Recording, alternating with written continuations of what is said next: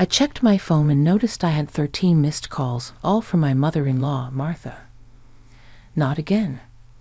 While thinking about this, my phone vibrated once more. I answered, "Hello?" Martha sounded angry.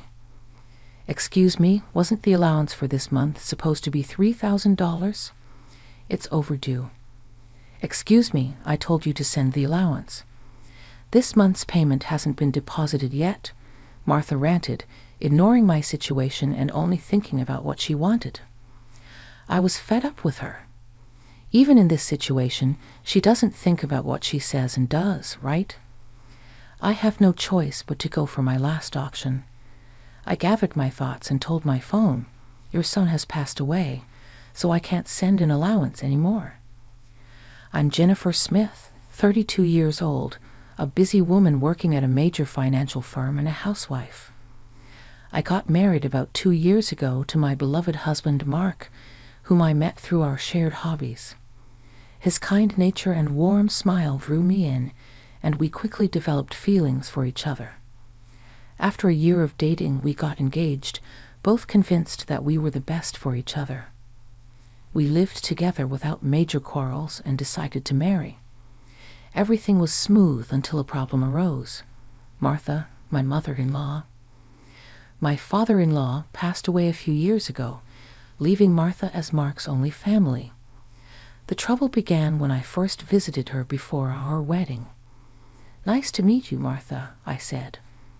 Martha clearly showed displeasure. "So, you're Mark's fiancée?" "Yes, I'm Jennifer Miller."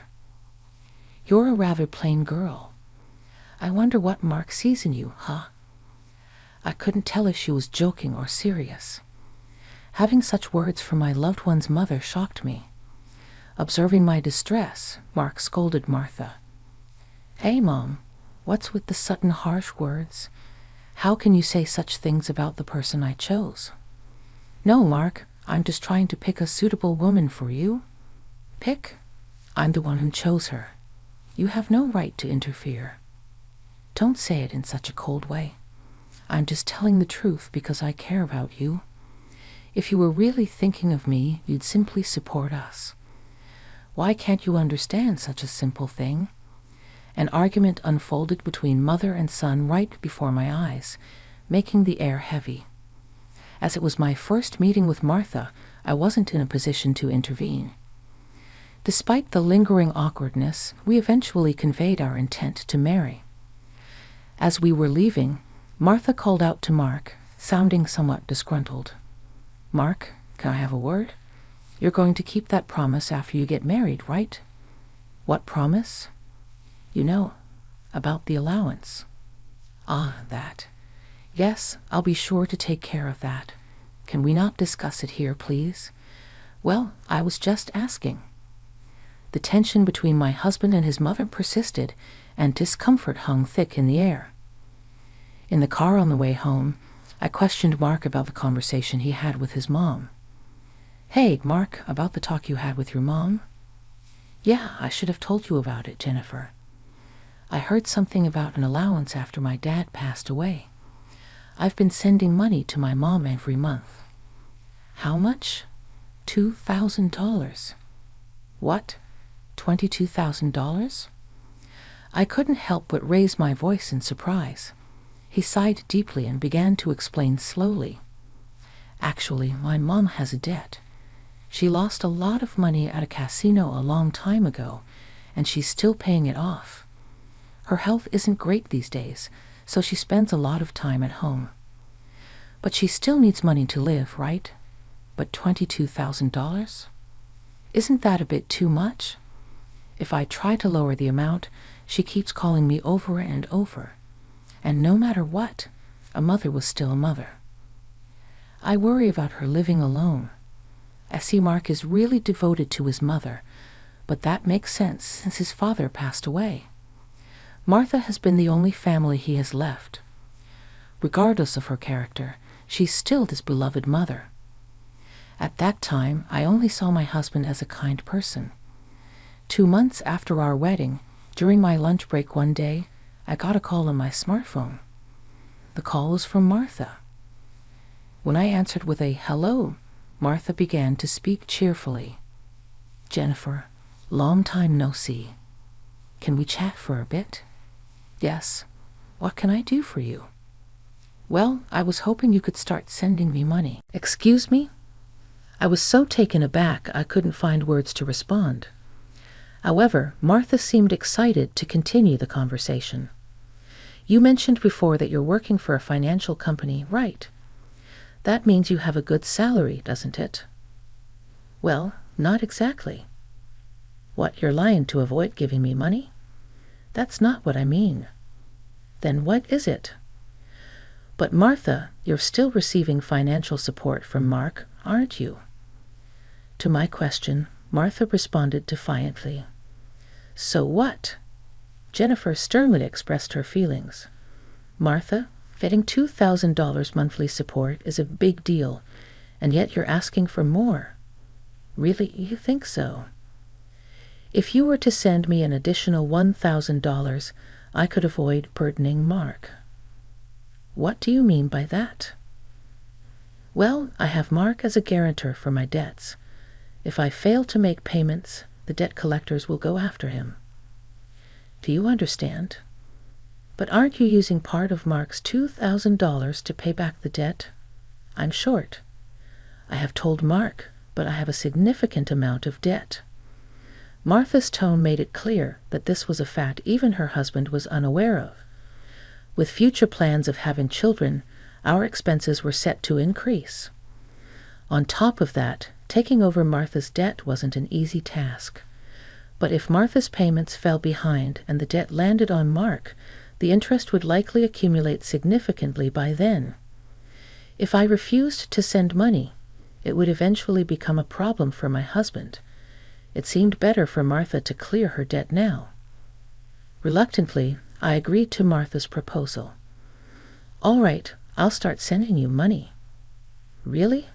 Good God, Jennifer, I knew you would say that. The total with Mark's contribution will be $3,000. But this means you can pay off your debt, right?" "Yes, of course." "I should be able to pay it all off in about a year." "You promise, right? You'll make sure to pay off all your debts." "I get it, so I'll be expecting it from this month onwards." Martha ended the call abruptly. The combination of physical exhaustion from work and this emotional burden only added to my stress. $1,000 a month. That's going to be rough. But it's also to prevent future problems for us. After all, if Martha can't make a living, it will upset Mark as well. That night, I promptly reported the matter to my husband. He told me I didn't have to do this. But I had already given my word to Martha, and it was a decision made for our future well-being. Mark expressed his gratitude and understanding, wearing a sorry expression throughout. Time passed, and 2 years have gone by. The financial support we initially thought would last a year is still ongoing, and even now we're sending $3,000 every month to Martha. Moreover, about 2 months ago, Mark fell ill and hasn't been able to work. He's on sick leave receiving disability benefits, but it's much less than his previous salary.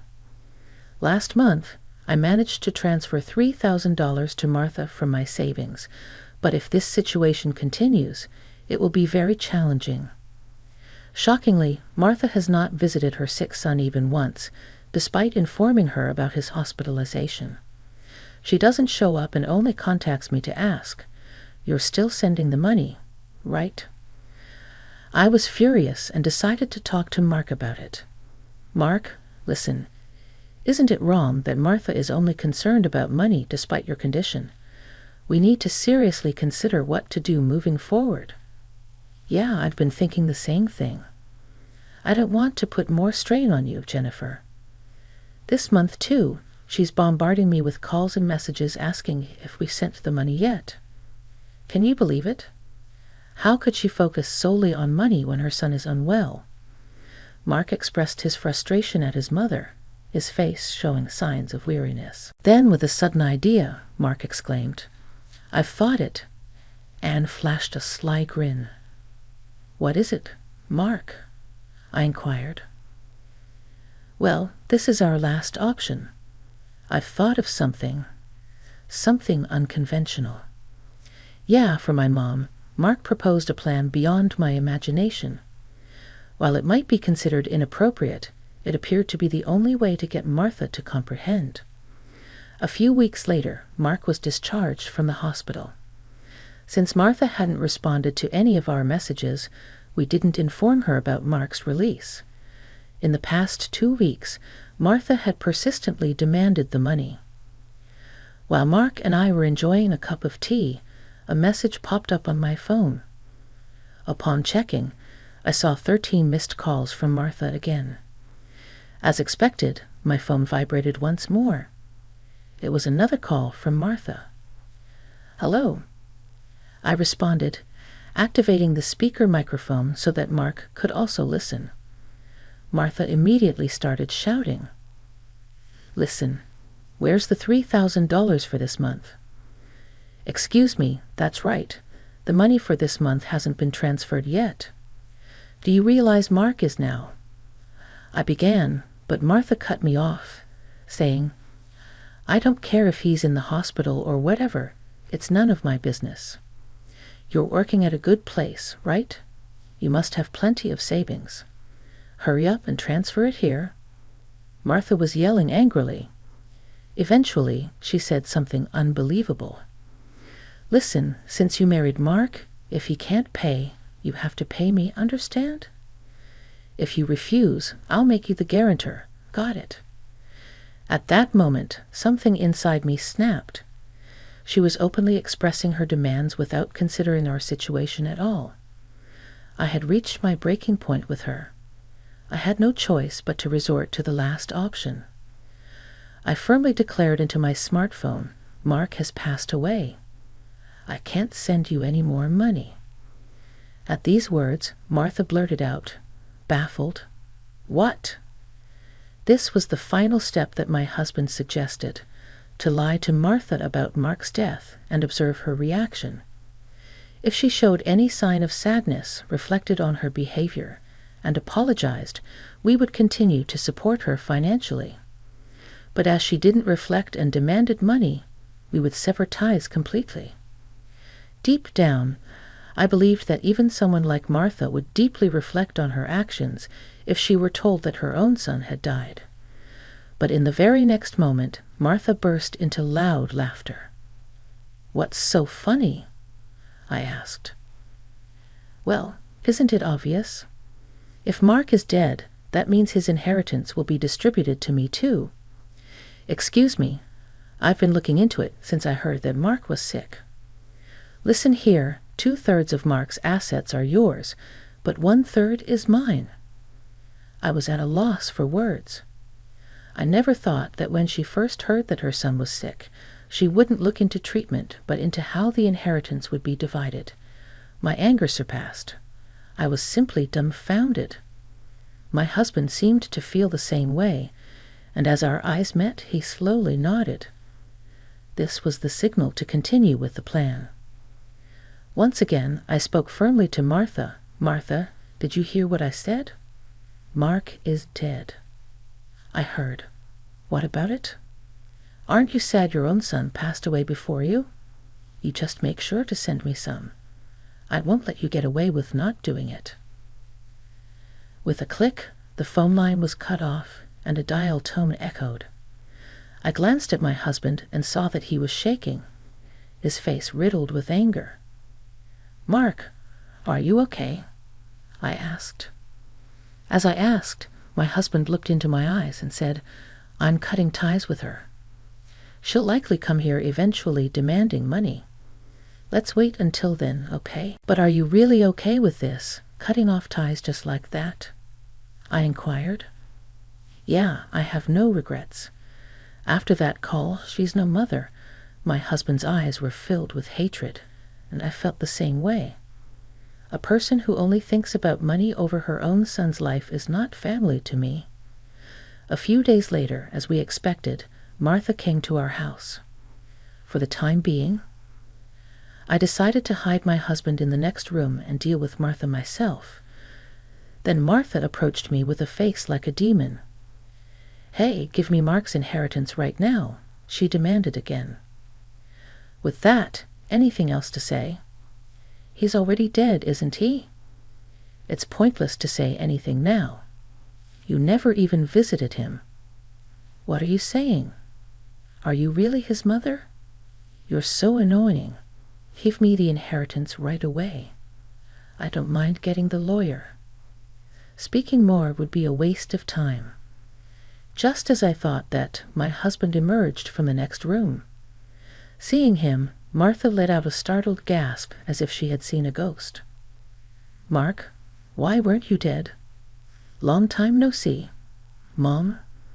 Sorry, but the news about my death was a lie." "A lie? How could you be so disrespectful? I wanted to confirm your true nature, Mom. I was curious about how you'd handle the allowance if your son died. But you turned out to be a gold digger, just as I suspected. I got that perfectly." "What? How dare you call your mother a gold digger?" Silence. "I'm cutting ties with a toxic parent like you." Martha's mouth was agape at my husband's angry shouts. She could not come to terms with the fact that her own son was severing ties with her. "What? What does this mean, Mark?" "It means exactly what I said. I can't consider someone like you as my mother. No way."